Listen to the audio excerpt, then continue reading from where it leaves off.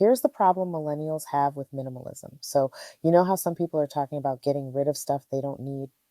Well, that's not always easy for everyone. A lot of people in Canada and America are just barely making ends meet. They're spending pretty much all the money they earn just to live. When you don't have much money, you tend to hold on to things. You never know when you might need something and not be able to buy it again. It's like keeping a safety net, you know?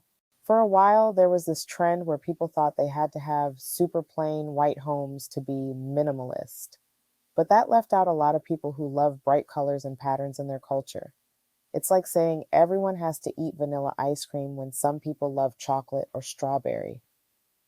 Now, people who are into minimalism say it's not about how your stuff looks. It's about thinking carefully about what you keep. That's a nice idea, but here's the tricky part.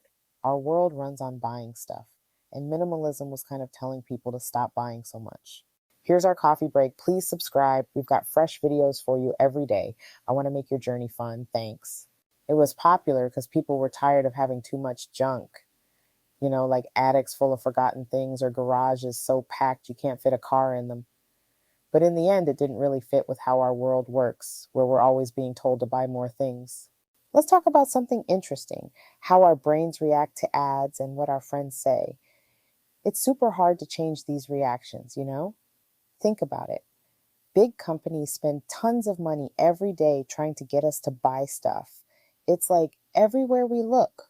So just having a neat and tidy home isn't enough to stop us from wanting to buy things. But here's the thing, minimalism, that's the idea of living with less stuff, hasn't totally failed. We kind of always knew that our world of buying and selling would keep going strong. The cool part is, for lots of people, including me, minimalism has actually been really helpful. It's taught us some good lessons about what we really need and what makes us happy. Imagine being stuck at home and the only way to get new stuff is through Amazon. That's kind of what happened to a lot of people. Even before we all had to stay home, some folks who tried to get rid of everything, to be super minimalist, found out it wasn't always great. They felt sad about throwing away special things that meant a lot to them, or they had to buy stuff again that they'd gotten rid of earlier. Oops. Now, here's the funny part.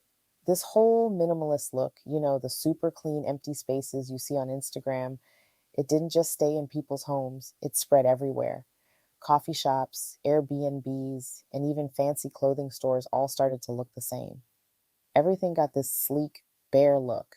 An author named Kyle Chayka calls this superficial minimalism. It's like everyone was trying so hard to look minimalist that everything ended up looking, well, kind of boring and the same. It's a reminder that sometimes keeping a few special things around isn't such a bad idea, and that it's okay if your space doesn't look like a perfect Instagram photo.